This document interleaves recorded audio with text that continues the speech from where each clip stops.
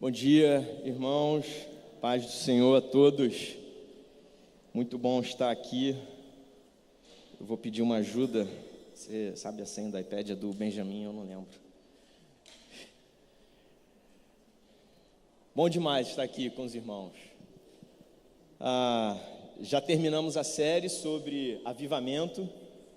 Também não sabe. Vou ganhar um tempo. Brincadeira, eu vou começando, tá? Terminamos a série sobre avivamento e hoje o tema da mensagem é um tema livre. Eu pedi muito ao Senhor que não fosse só uma exposição bíblica, mas que fosse algo que falasse ao meu coração e que eu pudesse compartilhar ao coração de vocês também. E foi a semana inteira procurando texto e lendo e pensando e orando ao Senhor e angustiado porque assim o tempo passa e o irmão pede o tema e tem que preparar a música e tem que ter o texto e eu falo assim, Senhor, eu não vou escolher um texto qualquer.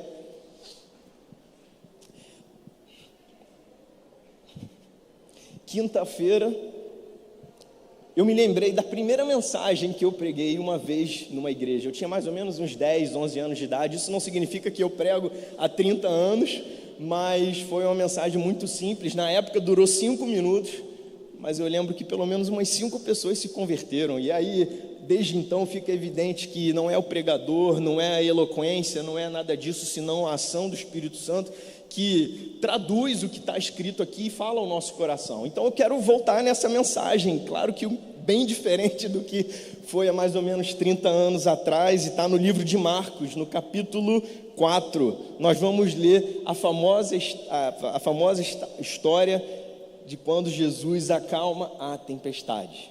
E ela vai do versículo 35 ao versículo 41.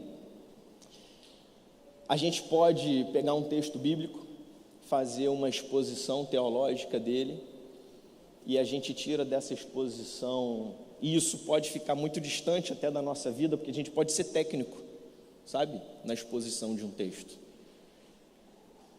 Mas o Espírito Santo, de uma maneira poderosa e inexplicável, ele usa o texto e usa toda essa experiência para provocar algo dentro de nós.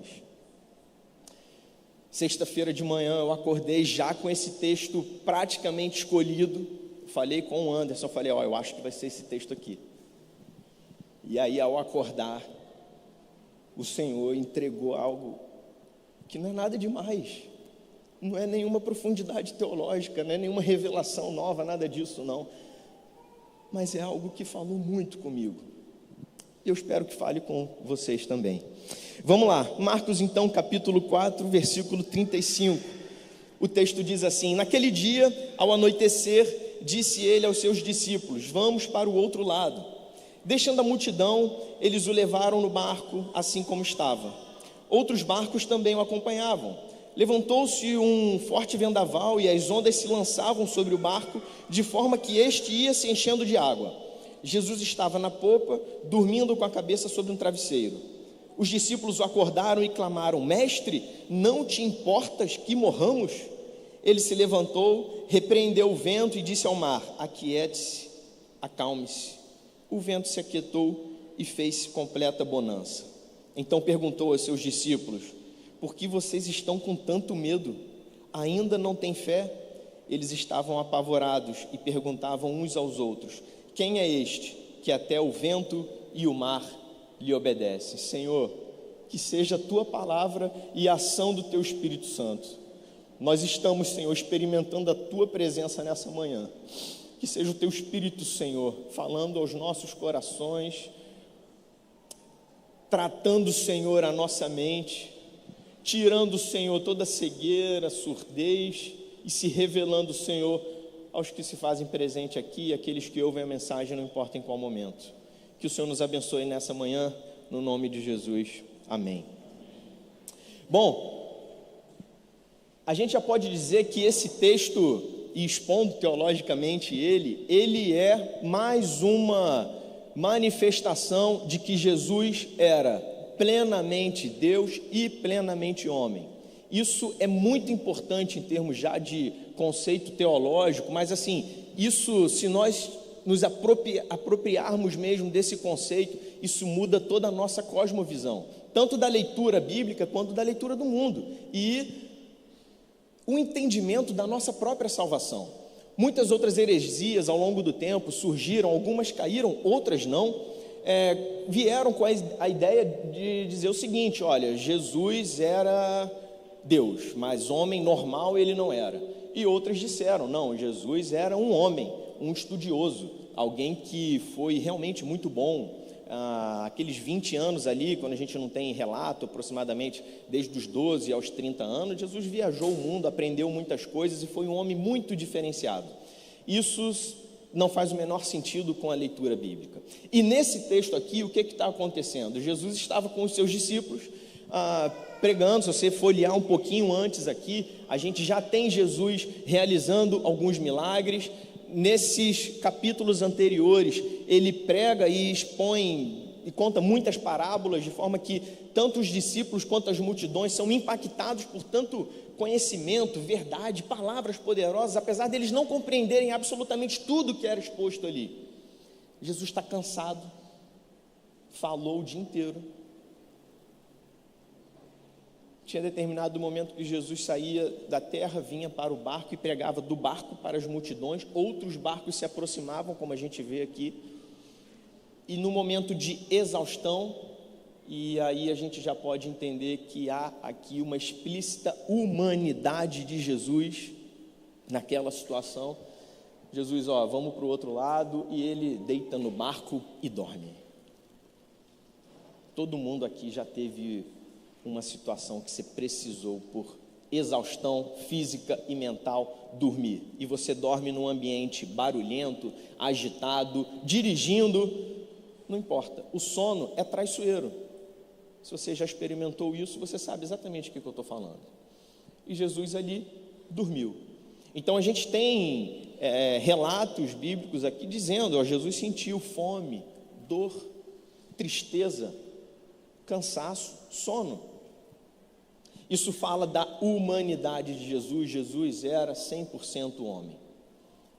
Ok, João, e por que isso é importante? Porque agora a gente aplica e extrai todo o conceito teológico disso, e eu quero utilizar finalmente aqui o meu resumo para me ajudar nisso.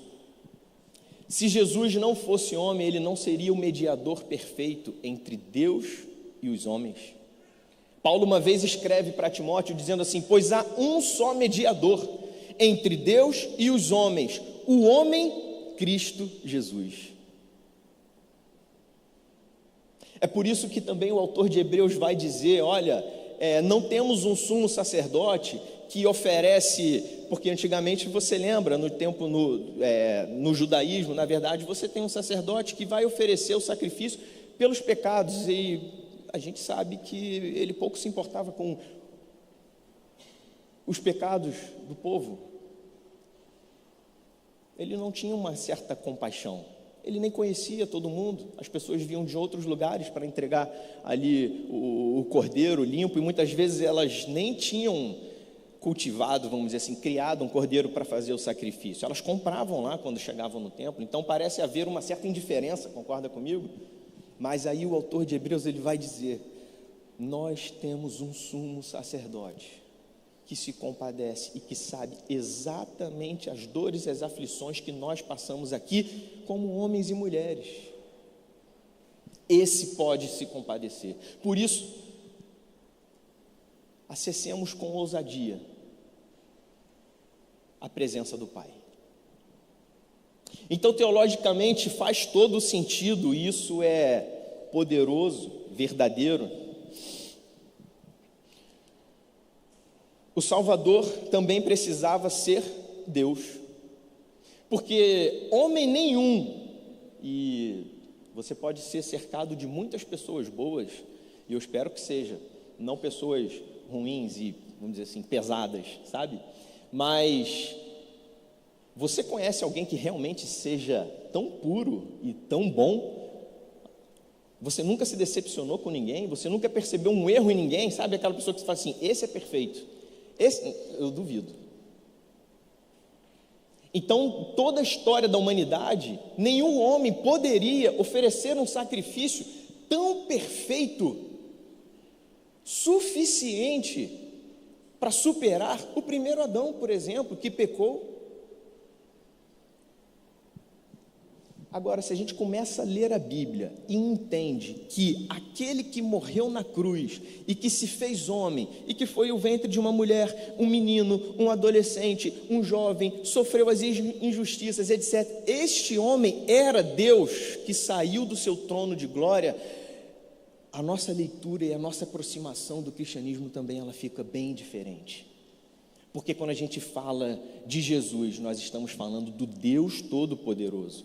Quantas vezes você não leu o texto de João dizendo que ele era o Verbo, e o Verbo estava com Deus, e o Verbo era Deus, e tudo que foi feito por ele, através dele. O que ele está dizendo? O Senhor estava na criação, o Senhor Jesus, esse poderoso Jesus, o Deus, sai do seu trono de glória, se faz homem como nós, vive uma vida perfeita, satisfaz a santidade perfeita do Pai por causa do nosso pecado.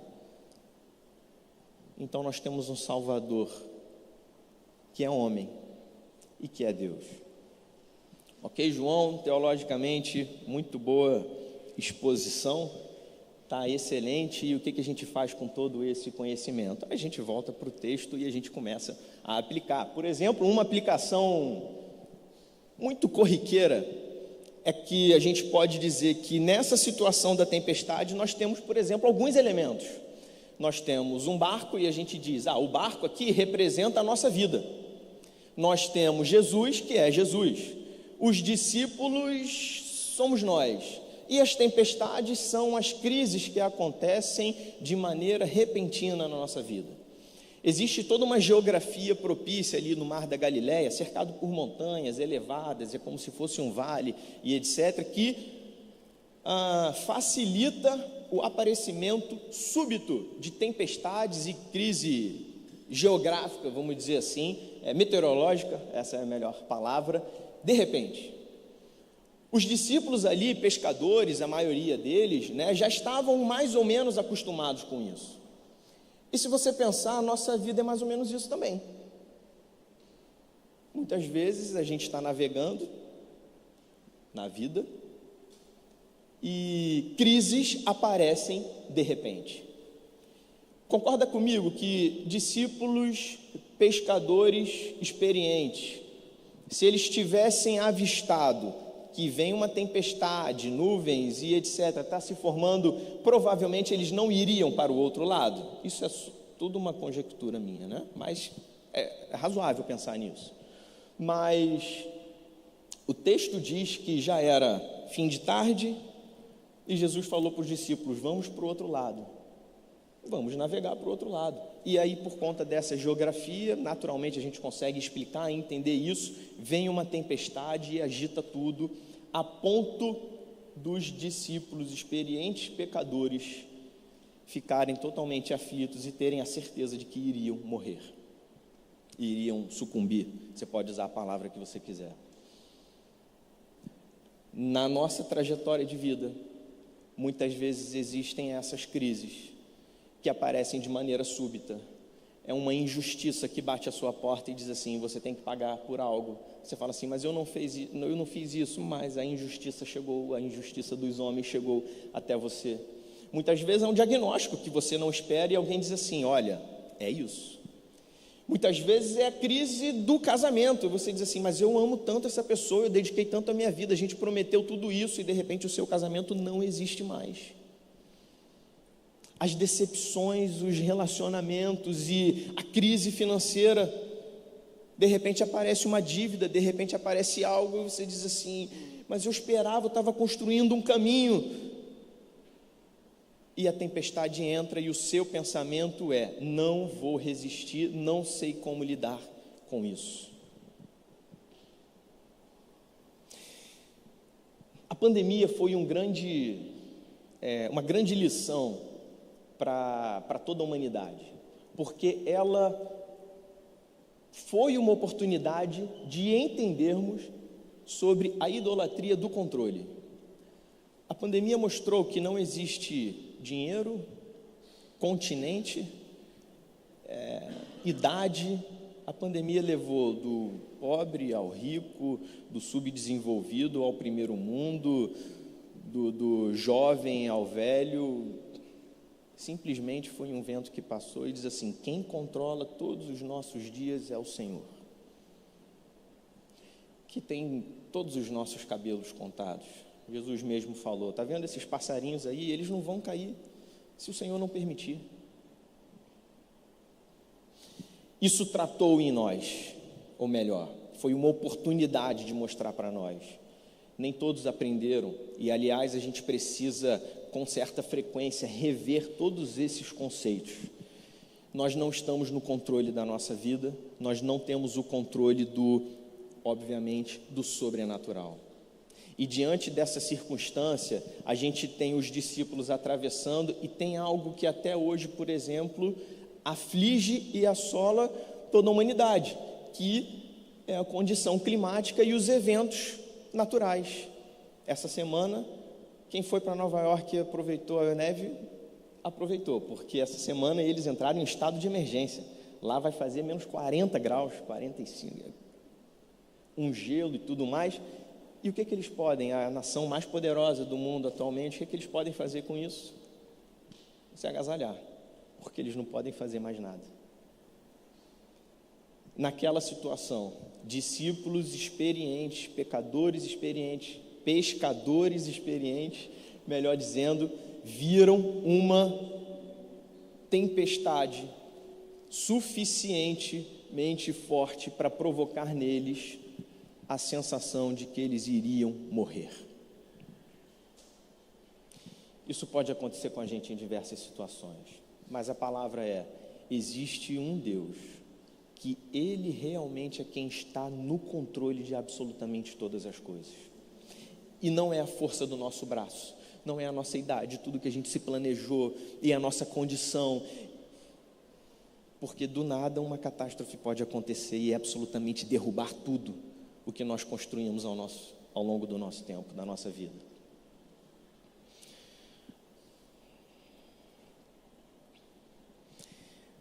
Mas eu separei a tempestade e a forma de aplicar isso em tempestades externas e as tempestades internas. Porque há situações que a crise exterior atravessa o nosso coração e gera em nós tempestades, crises, aflições, angústia e um coração que fica absolutamente turbulento. Sabe qual é a nossa reação? Virar para o Senhor e dizer assim: não te importas? Onde você está? Dormindo? Não está vendo que eu vou morrer? Não está vendo a minha situação? Não vê como eu estou, tudo que está acontecendo? Dormes?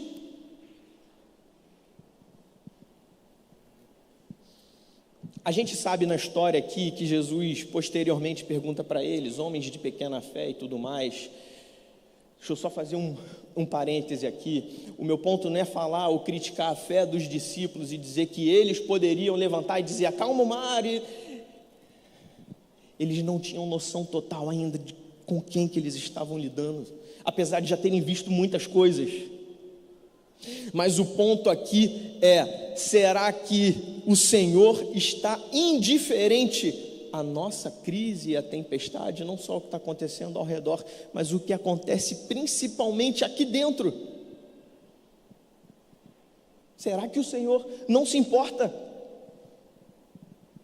Esse é o ponto aqui. Não te importas? Eu quero fazer uma pausa e lá no Salmo 77, abre sua Bíblia, por favor.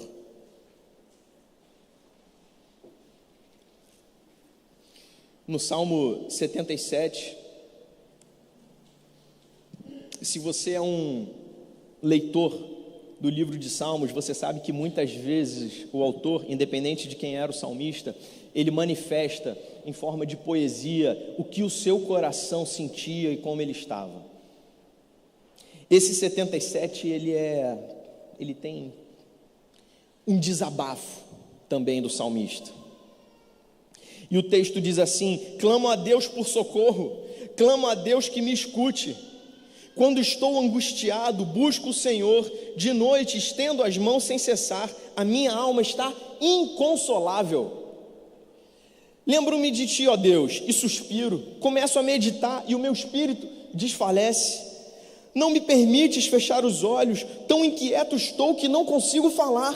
Fico a pensar nos dias que se foram, nos anos há muitos passados, de noite recordo minhas canções. O meu coração medita e o meu espírito pergunta: irá o Senhor rejeitar-nos para sempre? Jamais tornará a mostrar-nos o seu favor? Desapareceu para sempre o seu amor? Acabou-se a sua promessa? Esqueceu-se de ser misericordioso? Em sua ira refreou sua compaixão? Então eu pensei, a razão da minha dor é que a mão direita do Altíssimo não age mais. Imagina a dor do salmista aqui. Sabe o que esses textos, e tem muitos outros salmos falando sobre isso. Entenda o que eu vou dizer, por favor. Mas você tem o direito de derramar o seu coração diante desse Deus. Você tem todo o direito de fazer isso. Todo o direito de fazer isso. Aliás, eu nem diria que é um direito, você deveria fazer isso. Porque às vezes a gente quer ser muito forte. Eu quero dizer até assim, às vezes a gente quer justificar e explicar e dar razão aos nossos sentimentos, mas o Senhor está atento ao que o seu coração tem para entregar.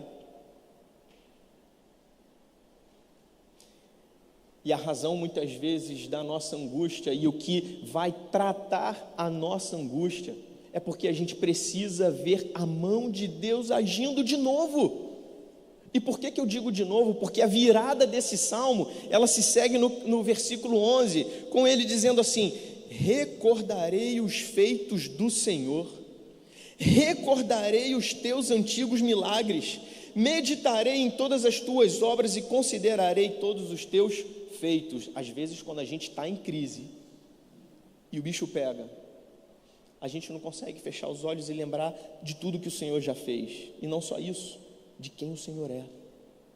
E essa é a transição para sair de uma crise, de um desabafo e de uma angústia, porque o texto continua: teus caminhos, ó Deus, são santos. Que Deus é tão grande como o nosso Deus. Tu és o Deus que realiza milagres, mostras o teu poder entre os povos. Com o teu braço forte resgataste o teu povo, os descendentes de Jacó e de José. E o salmista aqui, claro, fazendo uma referência à salvação do seu povo. As águas te viram, ó Deus, as águas te viram e se contorceram. Até os abismos estremeceram, as nuvens despejaram chuvas, ressoou nos céus o trovão, as tuas flechas reluziam em todas as direções. No redemoinho estrondou o teu trovão, os teus relâmpagos iluminaram o mundo, a terra tremeu e sacudiu-se. A tua vereda passou pelo mar, o teu caminho pelas águas poderosas, e ninguém viu as tuas pegadas. Guiaste o teu povo como a um rebanho pela mão de Moisés e Arão. O salmista começa com um lamento, uma angústia, uma decepção, uma crise terrível, e a virada é quando ele fecha os olhos. Ele começa a lembrar de tudo que o Senhor já fez por ele, seu povo. E ele começa a recordar quem é o Senhor, senão o Deus bondoso, o Deus misericordioso, o Deus todo-poderoso, o Deus que é santo e o Deus que realiza milagres e que tem tudo debaixo do seu controle.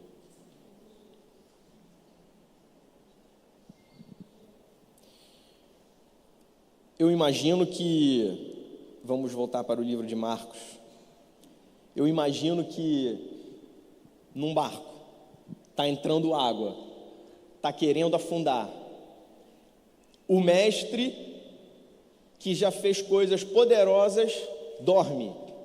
E por mais que estejamos acostumados com crises, aquela ali parece ser a última crise. Não dá tempo de lembrar dos descendentes de Jacó e de José que atravessaram e só sobrou uma coisa: a súplica, o grito por socorro. Mestre, não te importas?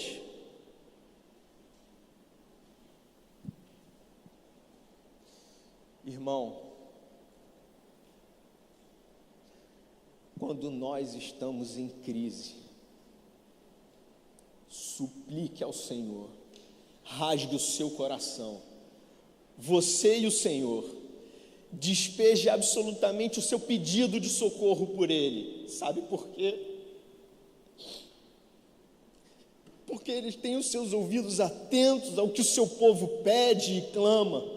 Porque Jesus levantou do seu sono e do seu cansaço, que era homem, mas esse Jesus é Deus, o Todo-Poderoso, e pelo poder da sua palavra, que foi pelo poder da sua palavra que Ele criou absolutamente todas as coisas, que Ele decretou o fim da sua morte espiritual, da sua surdez, da sua cegueira. Naquele momento, o que é incontrolável até hoje pela humanidade, Ele simplesmente, pelo poder da sua palavra, Ele diz: acalma-se o céu e o mar, e fez-se a bonança.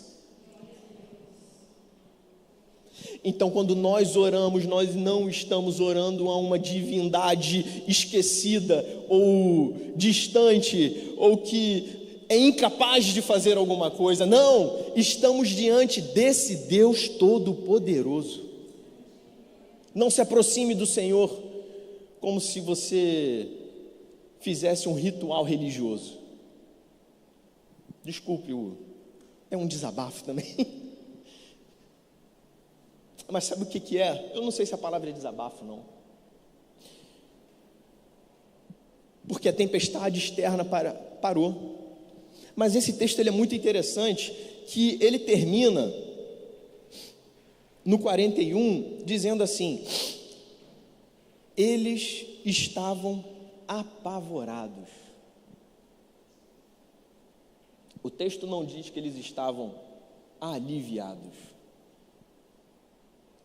Continuou existindo um pavor dentro deles. Sabe por quê? Eles perceberam que no barco deles, ao lado deles, eles estavam diante de alguém que tem poder absoluto sobre o que é incontrolável. Alguém que tinha o poder sobre a criação. E em seu coração e entre eles se perguntavam: quem é este que até o vento e o mar lhe obedecem?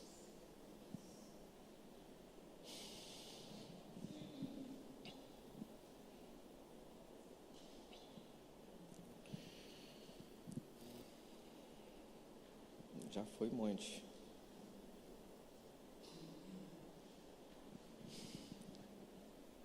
Partindo para a gente concluir, eu queria dizer nessa manhã para vocês alguns pontos e ser bem objetivo. Primeiro, o Senhor se importa. O Senhor se importa com você. Segundo, abra o seu coração e clame ao Senhor. Como é que é? Conta para Jesus onde está a sua dor. Conta para Jesus. Jesus não está distante, dormindo. Aquele que te guarda não dorme. Ele está atento. Se importa com você. Ele é o verdadeiro mediador entre você e Deus, o Criador.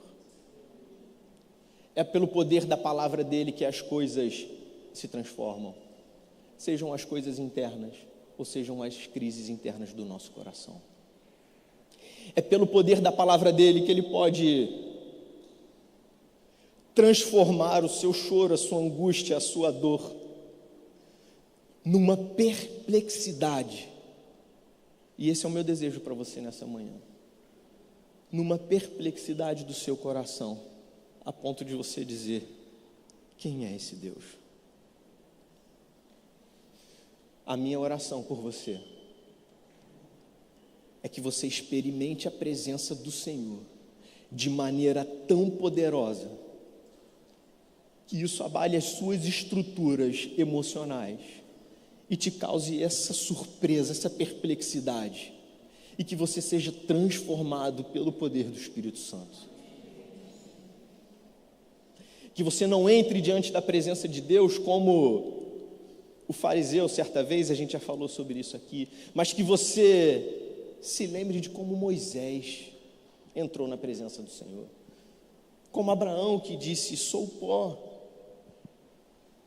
como Paulo, que diante daquele esplendor, daquela luz, só caiu e perguntou: quem és tu, Senhor? Que você experimente o poder da presença de Jesus, que não está morto, que permanece como homem, e Deus está exaltado à mais altura dos céus, às maiores alturas dos céus, e ouve o seu coração e o seu clamor por socorro. Ele está atento, e Ele tem o poder para dizer: vento e mar se acalmem, e que seja feita a bonança. Vamos orar? Eu queria te convidar a ficar de pé.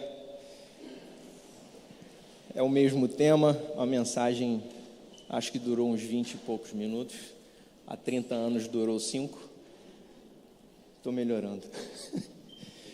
Vamos orar. Senhor Deus e Pai, diante desse Deus poderoso que nos encontramos agora, diante do Senhor Criador, porque a Tua palavra diz que nós estamos diante da Tua presença. É o Teu Espírito, Senhor, que fala conosco, é o Teu Espírito que traduz essas letras e causa um reboliço no nosso coração, a ponto de nos perguntarmos sempre: quem é esse Deus?